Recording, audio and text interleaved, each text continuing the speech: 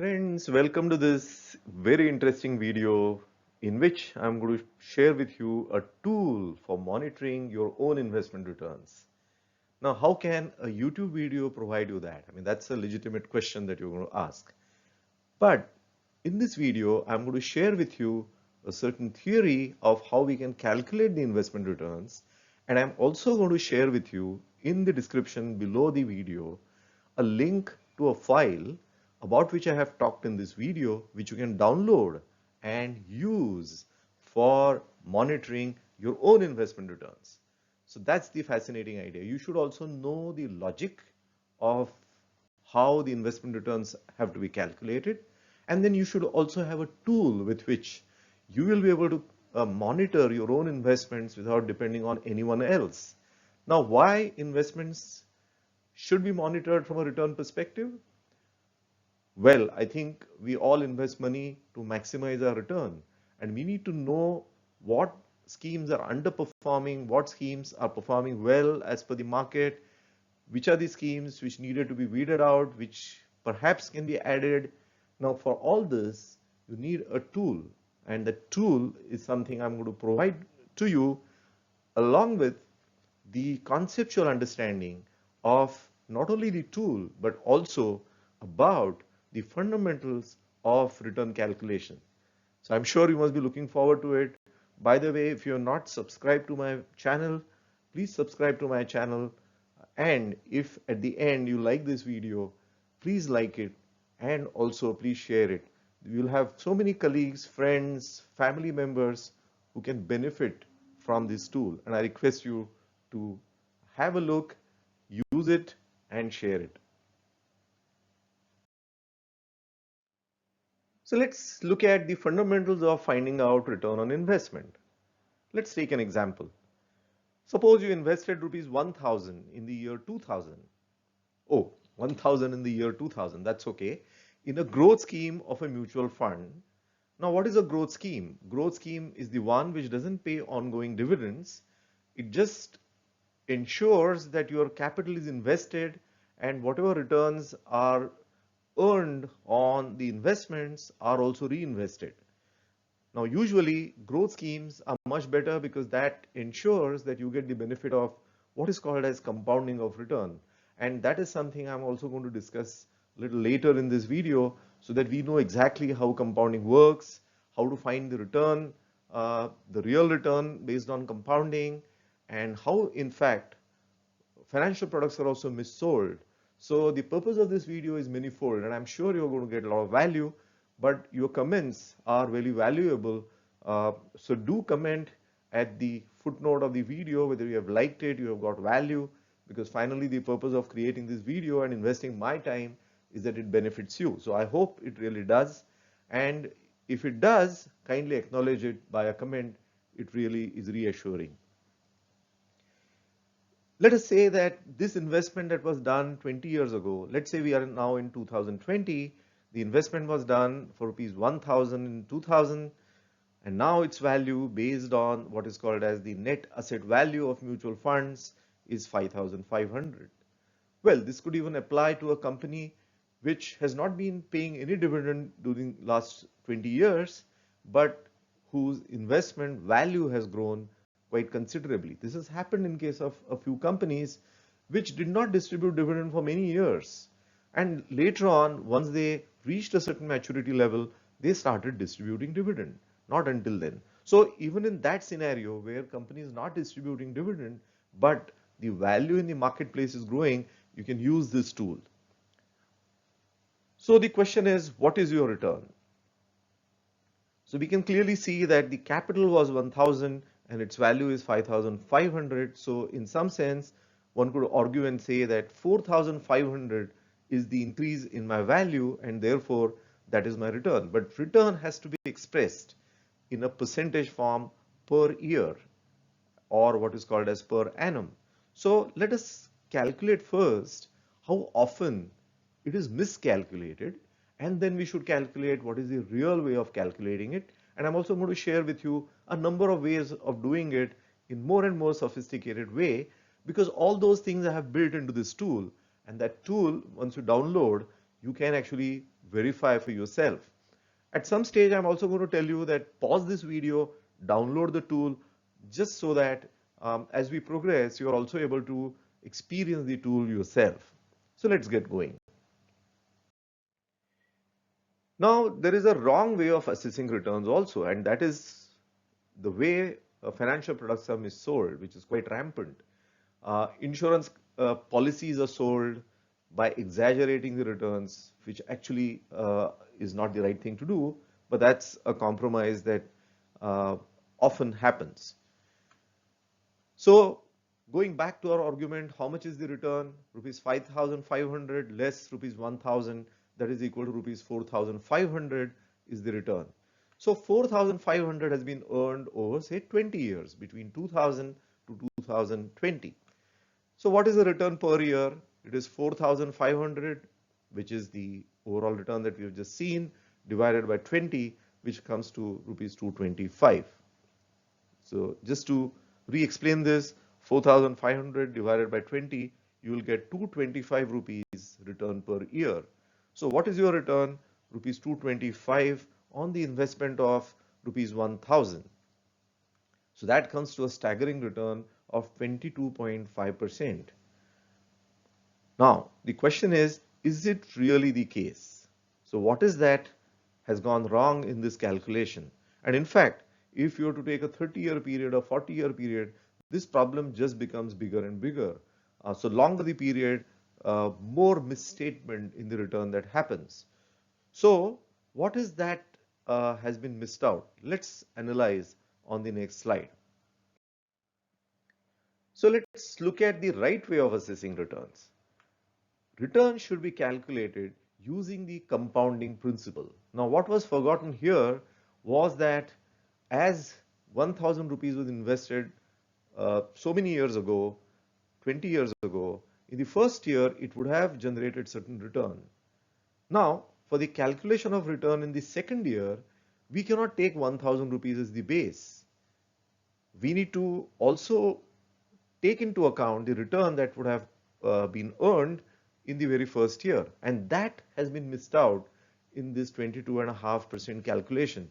It simply says that the 1,000 rupees got invested and you got all the return, and that has been calculated with the reference of 1,000 rupees without recognizing this fact that interest was accruing from time to time. So that is the way mis-selling happens. So following is the equation which we have all learned in the school, but quite often we didn't get a chance to apply it, and therefore I'm just presenting it again to you. In fact, those who are interested, I have elaborated this concept of time value in a greater detail that you can also find on my channel, in which I have explained the concept of the time value of money and also shown how we should actually calculate EMI logically. So quite often we just use a calculator and take the EMI for granted and assume that whatever bank has charged us is fine, and keep on complaining that the bank is overcharging us in terms of the amount of interest that it has charged. But we all should understand the logic of the time value and the logic of EMI. Once we do that, nobody can missell a financial product to us. So this video, friends, is going to empower you too. So please look at all the details of this video. If necessary, rehearse it once, because this is one video which is going to change your life, particularly from the perspective of your own investment monitoring, and is going to improve the returns substantially. If that happens, do remember me once you start experiencing it.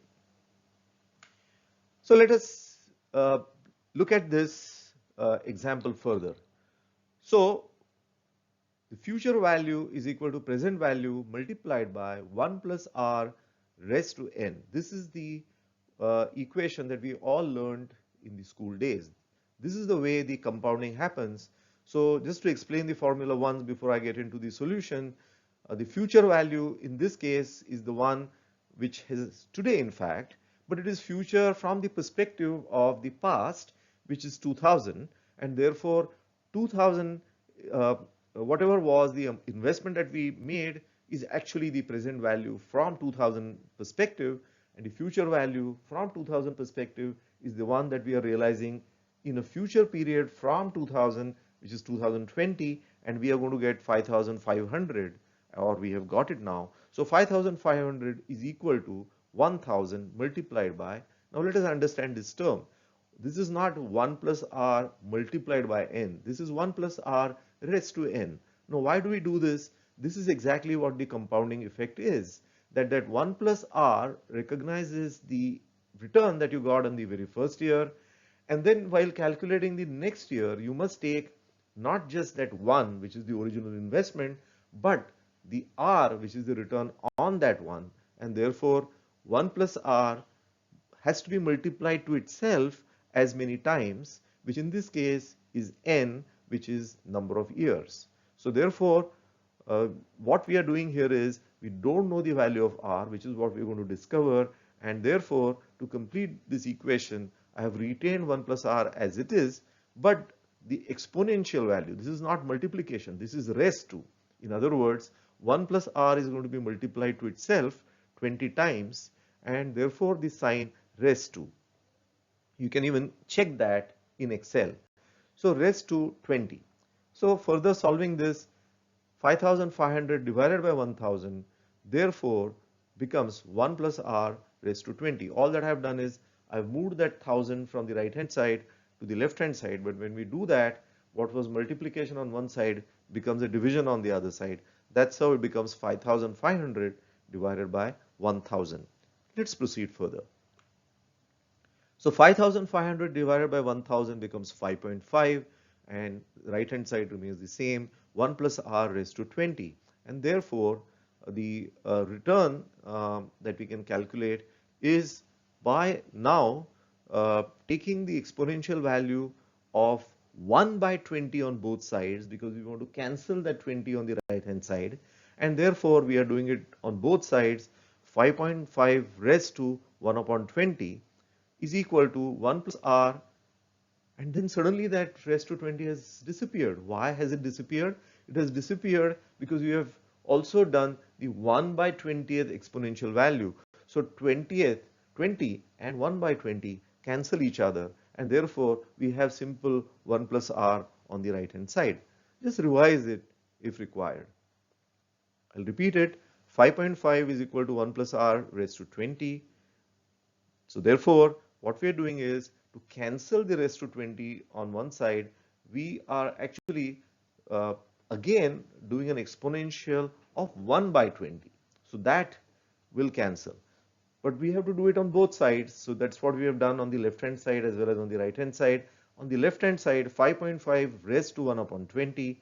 On the right hand side, it should have been 1 plus r raised to 20 raised to 1 upon 20. But that raised to 20 and raised to 1 upon 20 cancels each other, and what remains is only 1 plus r on the right hand side. So let's move further. So 5.5 raised to 1 upon 20. Now what I'm doing is I'm moving that 1 on the left hand side because we want to derive the value of r, which is on the right hand side now.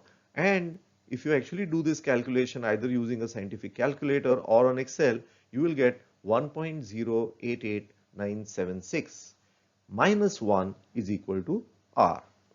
So therefore the value of r is 0.088976. Now it's our convention that we express rate of return, interest rates, inflation as a percentage. So when you walk into a bank and if you ask a bank manager what is the deposit rate, he or she doesn't tell you 0.06%. I'm sorry, he doesn't or she doesn't tell you 0.06. He or she actually tells you 6%. So here also it's a convention that the value of r is expressed as a percentage, and we actually get it as 8.8976%, or the same if rounded off is 8.9%.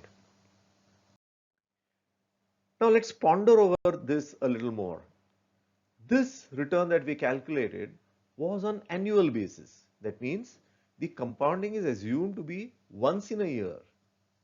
But imagine if you are a lender of money and somebody is borrowing from you, how would you like? Would you like the frequency of compounding quicker or slower? Just think about it. Would you like the compounding to happen slower or quicker if you are lending money? If you are lending money, you would like it to compound faster and quicker. That means if you are, and in fact, when the bank lends to us, this is what the bank also does. The bank doesn't do the compounding on annual basis. It does the compounding on a monthly basis and recovers that interest from you also. At the same time, when we go to keep a deposit with a bank, very rarely bank will allow us a monthly compounding. They will actually say that we will do a quarterly compounding. Fine, that's practical. We live with it.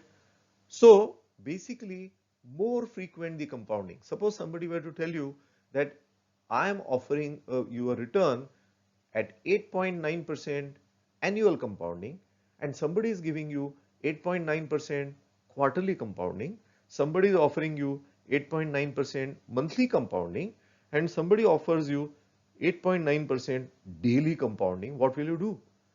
I'm sure you'll be fascinated with daily compounding. Uh, Daily compounding is a great marketing tool, but actually between annual compounding to quarterly compounding, the improvement happens significantly. A little more improvement happens between quarterly to monthly, and monthly to daily is just a gimmick. It doesn't make a radical change in terms of your return, but going back to basics, if you are lending money to anybody, ask for as frequent compounding as possible. So that is something as a principle we should keep in mind. So let us try the same example on a quarterly basis. Now here I am not changing the return, I am only expressing the return where the return is expressed using a quarterly compounding principle.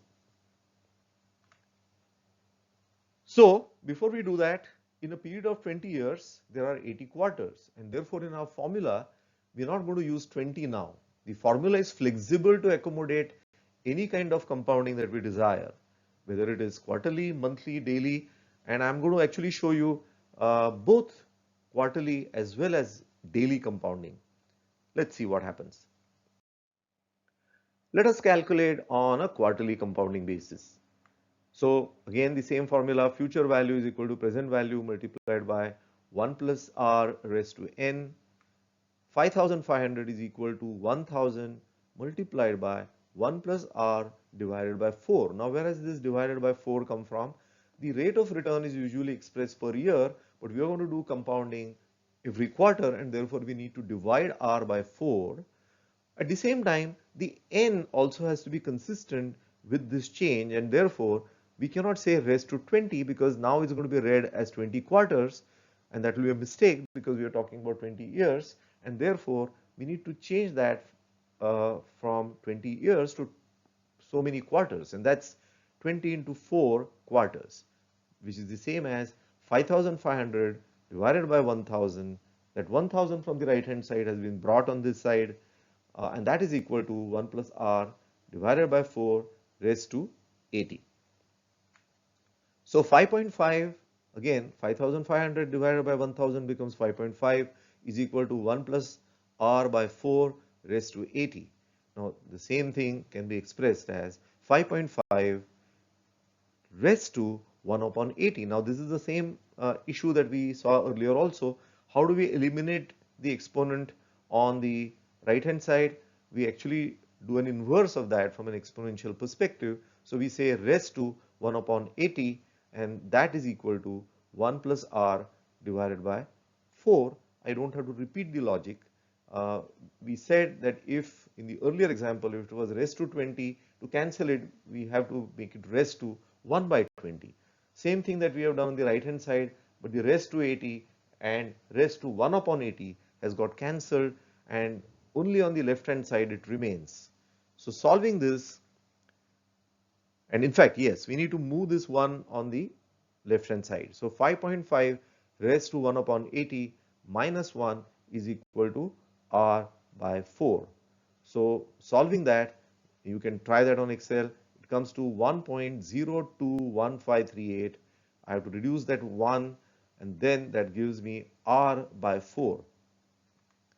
So solving that further, it becomes 0.021538, having reduced that 1, and that becomes r by 4, and that is, by expressing it as a percentage, it becomes 2.1538%. So percent is per 100, and therefore to that 0.021538, we just need to multiply by 100 and then attach that percentage sign to get that in a percentage form. So it is 2.1538 percentage, and that's equal to R by 4. So what is R? We need to multiply both sides by 4, and 2.1538 percentage multiplied by 4 gives you R, and that comes to 8.6152 percentage is equal to R. Now here you'll remember that when we were doing annual compounding, it came to 8.9%, but when we are doing quarterly compounding, it is 8.6152%. If you think another way, if somebody promises you 8.9% annually compounded and somebody else promises you 8.6152% quarterly compounded, over 20 years it is going to create the same amount. So while the percentage on a quarterly compounding basis looks less than the one on an annual compounding basis, yet it has the same power because the compounding is going to happen every quarter. Now, just for fun, let's calculate on a daily basis. I'll go a little quicker because you know the logic already.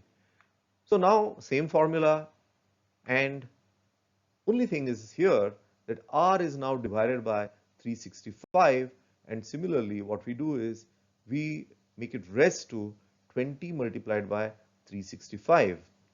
So 5500 divided by 1000 becomes equal to 1 plus R divided by 365, and whole raised to 20 multiplied by 365. Looks like a staggering calculation, but in Excel it's just a one step. So 5.5 is equal to 1 plus R by 365 raised to 7300. 7300 is simply the multiplication of 20 into 365. For simplicity, I have assumed there are no leap years. If we were to do that sophisticated calculation, we can add those many days to 7300, but then we have to also change that 365 a little bit. So this is a problem with the Gregorian year because the leap year adjustment is not captured in 365, but that's okay. For now we can manage that, and therefore solving it, 5.5 raised to 1 upon 7300 is equal to 1 plus R divided by 365. The same principle we have done, something which was raised to 7300, to cancel it we have done raised to 1 upon 7300, and that gets cancelled. So 5.5 raised to 1 upon 7300 minus 1 is equal to R divided by 365, and so on and so forth. I'll not waste your time. Now that actually gives us the value of R to be 8.5247%. So 8.9%, 8.6 some percent, and now 8.5 some percent. So the change is not as dramatic between annual to quarterly as between quarterly to daily, as I had mentioned to you earlier. But nonetheless, what we also see is that if you are doing a daily compounding return, then naturally a lower return actually indicates more power as compared to a slightly higher return in a quarterly compounding, and that we need to be aware of. So just to summarize, now why I have brought in daily calculation here, apart from the fun of it, in the file that I am sharing with you, that you can actually see, for every investment that you do, you can actually find your daily compounded return also, as well as quarterly compounded return in the tool that I have provided to you. The tool is a very simple Excel file, which I am going to explain to you. So let us summarize. The rate of return wrongly calculated was 22.5%. We already seen how it was wrongly calculated. The rate of return if compounded only once a year is actually 8.9%.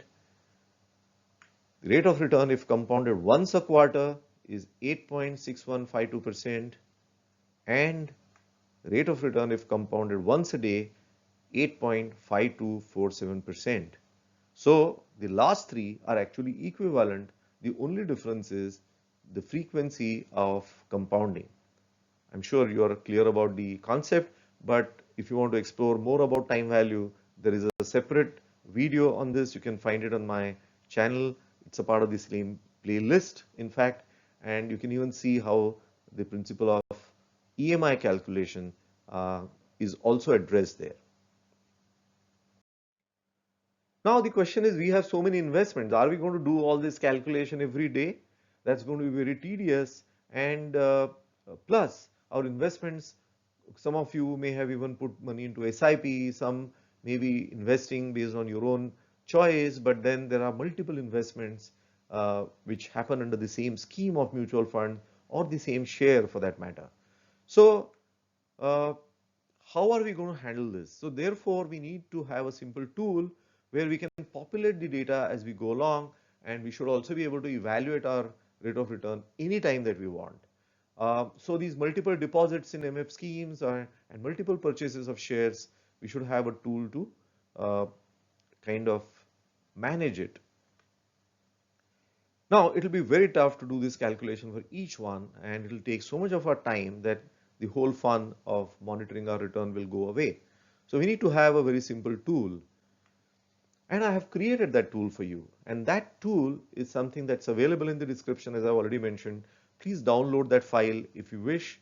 And then I'm just going to take you through how you can very easily use this file.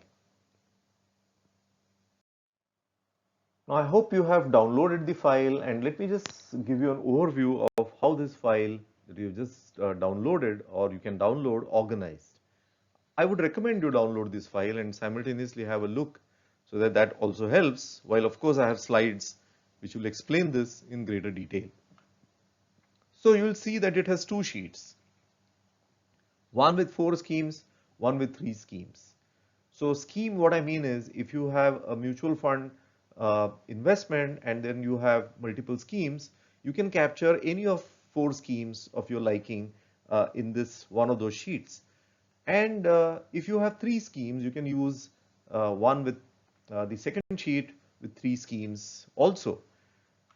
You can replicate as many sheets. Suppose you have 20, then what you can do is the one with 4 schemes, you can simply replicate it as many times as you want.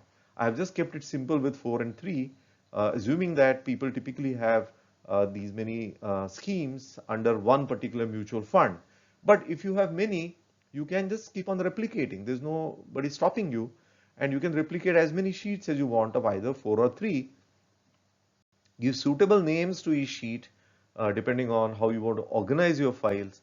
This is not only applicable for mutual fund schemes, it is equally applicable for shares, and you can do that.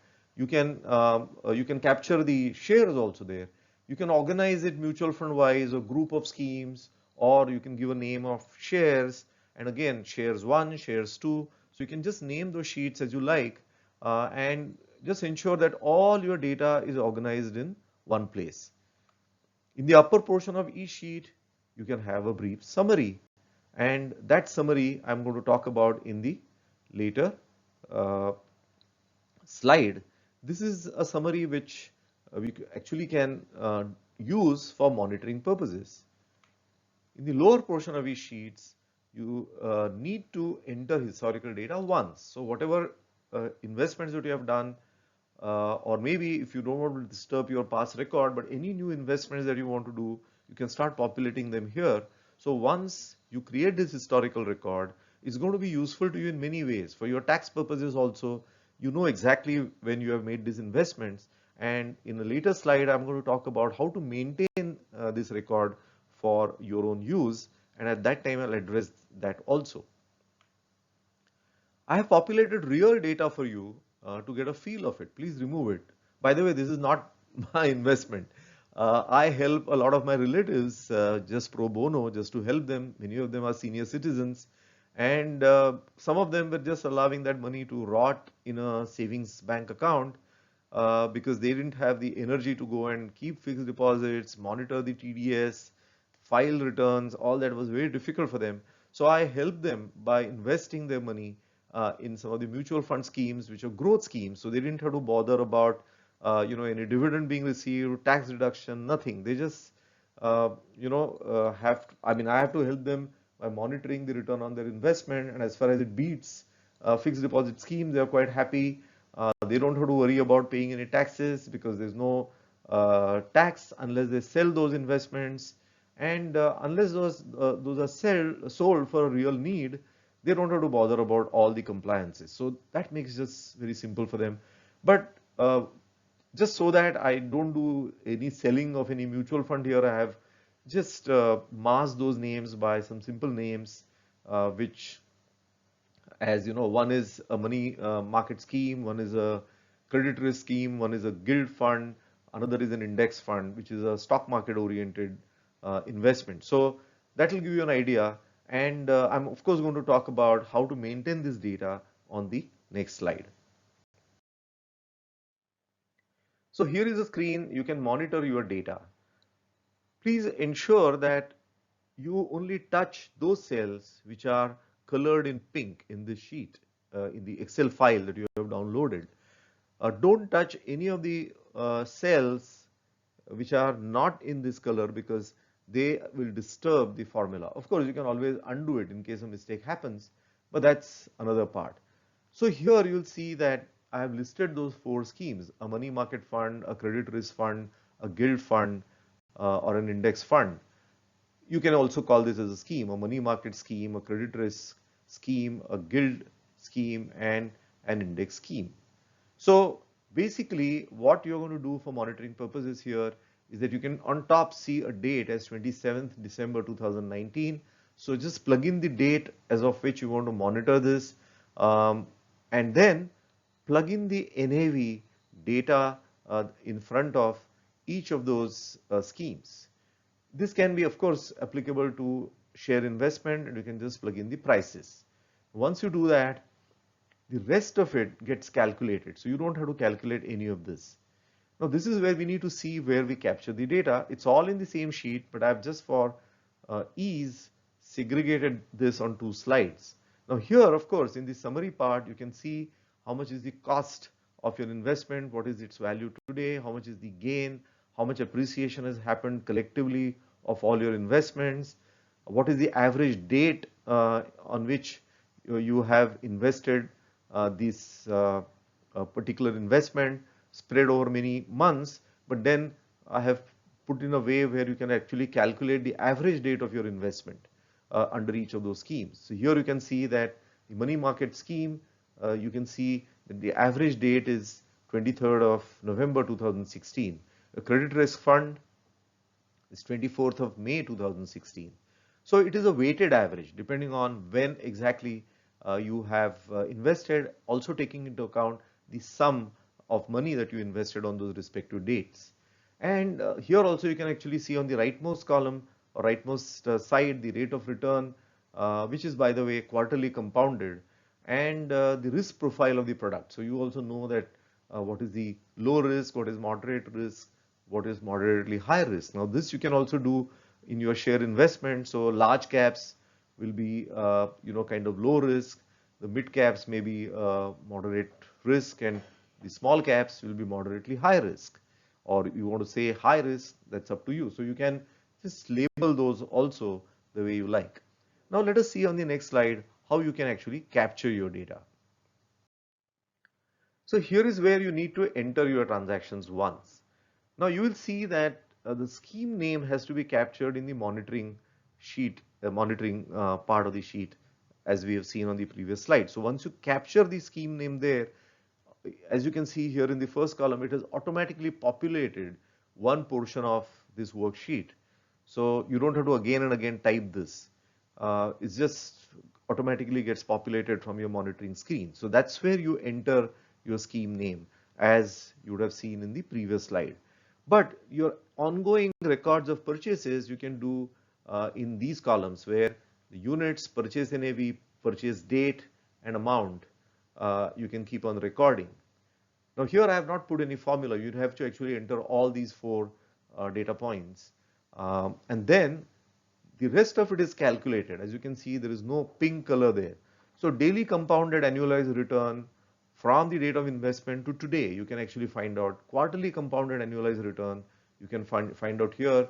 How much is the appreciation from that original date of investment, you can find here. The current value of that particular investment you can find here, and the aggregate of this gets posted in your summary part of the sheet where you can do a quick monitoring. So for monitoring purposes, you don't have to see this part of the sheet at all. Just enter the latest data in terms of the price or NAV, the date, and everything is calculated automatically. Now, how do you maintain this file? Very simple. First, once you have downloaded, save it in a suitable name so that you can easily locate it. Save it in the appropriate folder. Don't change any values in cells which don't have a color. Unless you are an Excel wizard yourself and you want to change any of them, I have no complaints. But see the logic built in there before you do any changes.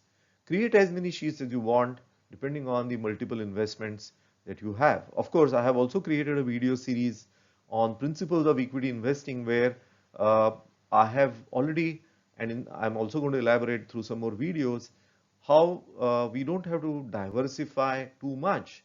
Too much diversification is actually very risky. So we need to understand the principle of diversification, but don't worry about it right now. Whatever data you have, just populate it. You can insert rows and add as many transactions in the same scheme as you want. Just take care that you insert them, in a way that the formula you can easily copy down. So take help of somebody who knows Excel if you don't use it very often, so that somebody can just help you to do that. Once you sell any of your investments, remove the data by simply deleting the row, and the principle to be followed for calculating your profit is first in, first out. So you can even take help of your chartered accountant for filing your return, but follow the principle of first in, first out. So keep a record of your sales and the profit for tax purposes. Now that is not available in this file because I didn't want to complicate your life, because you should have freedom to do that record keeping as you want, and ensure that you keep a record of your sales and the profit for tax purposes. But once you sell a particular investment, it's going to go away from this monitoring sheet. As simple as that. So friends, I hope you liked this video, and if you have, do press the like button. That will encourage me. Subscribe to my channel, share this video, offer your comments. If you have got value, that would really encourage me, and do suggest more topics.